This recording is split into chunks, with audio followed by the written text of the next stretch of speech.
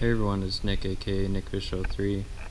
Got an Old Town Kevlar Canadian canoe here that I purchased, and doing some repair on it. I've washed it. I have Dremel sanded some of the chips out.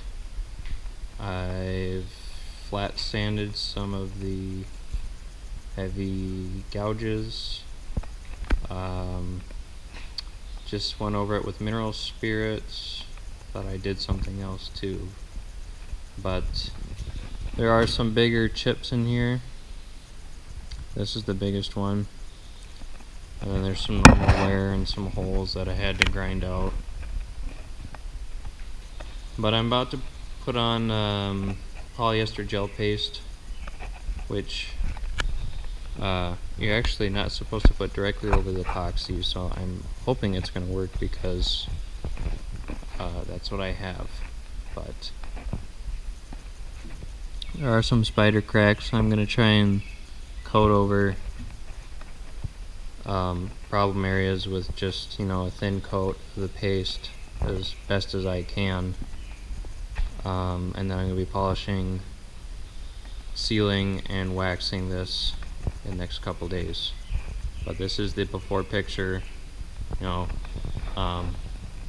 That chip is a little, I ground, all the problem areas I ground, not quite twice as large, but I ground out, so it's not going to become worse once if it were to expand. A lot of this, was starting to chip, so I had to grind that back a bit, but really doing just the best job I can. It's not going to be perfect. This is not a professional job, but it's going to save me a lot of money and hopefully extend the life of this canoe. Okay, everyone, this is the next day. My gel paste has cured. I'm in the last quarter of polishing right now. The Harbor Freight Chicago Electric 6-inch dual action polisher, which I believe I got on sale for $50. And some pliers.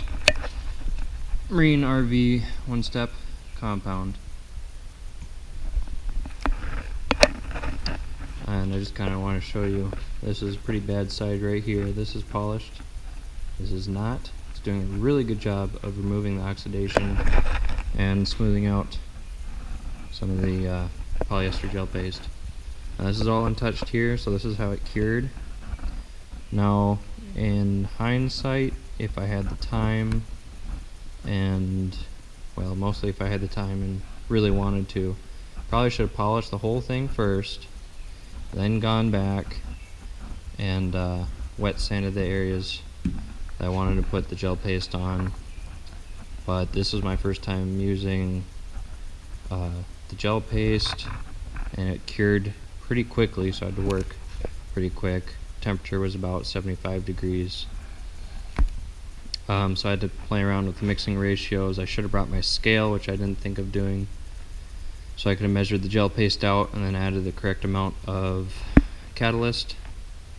But I went back in all the high spots, which is bad technique on my part. Again, it's the first time doing it. All the really high spots I ground down so the polisher would not get torn up by that. And I went around with a rag in my hand, made sure there weren't any sharp spots that would tear up my polishing pad. You can put this stuff on pretty thick. Again, I ground some of these high spots down, but that's maybe a 1/4 inch high. But actually, I think it's going to do what I wanted. If there's something that I really need to do again, I probably will. Otherwise, I believe the gel paste does have a shelf life, even though it's not listed. I think something like 6 months is what I heard for gel coat, so I assume it's similar. Now, if you're at different angles, it's going to look a little different. There's a couple spots I need to go back with cloth and some compound I lost my cloth. Oh, there it is. Great. I guess a new cloth and some compound, because I couldn't get down to the aluminum gunnel very well. But this is all one-step compounded. I have a polishing compound next. Really achieve that gloss. See, you can see this. Trying to see. Okay, this does not have gel paste on it. That is polished. This has not been polished. This is the gel paste, and some of this has been polished. This has been polished. I'm not sure about this. So there's a little difference. It was a little smoother. I did not cure the gel paste with wax paper, even though I bought wax paper. It just was hardening up way too quickly for me, and I'm doing big areas. But I'm pretty hopeful. Again, this is not the highest quality I can achieve. I'm not going to be 100% happy with my results. What I really needed to do, if I wanted to do it, was completely wet sand the entire thing down, and then put clear epoxy on all this, and then take brand new liquid green gel coat and spray the entire thing. But I do not have the time or capabilities to do that right now, so this is going to be how it is. But I'll show you a quick clip of me polishing this spot right here so you can see kind of the difference.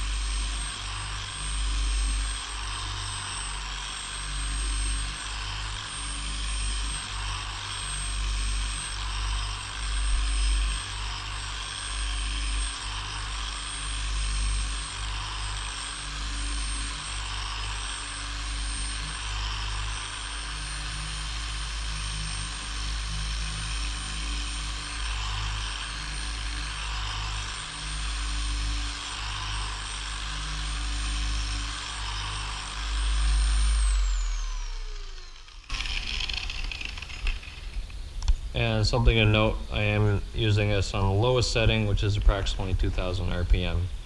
And then marine polishers, a lot of polishes recommend between 1,500 to 2,500. So the bottom half right now is polished and top is compounded. You can see this is pretty shiny. I'm not super happy with the polish. It almost, it's well, actually, I was doing it over here. It almost looked like it was leaving little spots, but it might actually just be the Kevlar showing through, and at the light looked like there were spots. I mean, it's not perfect, unfortunately. I mean, whatever. I'm going to go back with the rag and polish a couple bits out, but see, all this is polished. This is compounded. I don't know if you can see that. Yeah, you can sort of see it right here. It's still, it kind of glares, or it's not as glossy as this. With the polish, it's kind of trickier than the compound because you have to wipe the polish off immediately. There's probably about 80 degrees in this shed, and it would be pretty easy to do with 2 people maybe, but even then, once that polish dries, it kind of stays on there, so you have to get a little bit more polish to take it off. But it's looking pretty good. I think I'll be happy with it. After this, I'm going to seal it, let it rest for a day, and then probably seal it again, let it rest for a day while I'm working on the seats. I'm not going to recane them. I am going to put white webbing on them, and then the final day I will wax it and probably take it on the water. I'm just about to finish the marine polish with PTEF, which is really just a UV sealant. Here is the polished, and then here is the sealant. So it did take a little bit of the polish away. I don't know if that's going to cure glossy, probably not, but I do have some marine wax which coated over this should bring back the gloss. According to all the instructions research I've been doing, so if not, at least that UV sealant is on there, and that's all that really matters for the longevity of the boat. So applying the wax now, you see this area is one of the more scratched areas. All this is waxed. This is not, but this does have 2 coats of the Teflon polish. I'll show you. This wax fills in the scratches, make it look quite a bit better.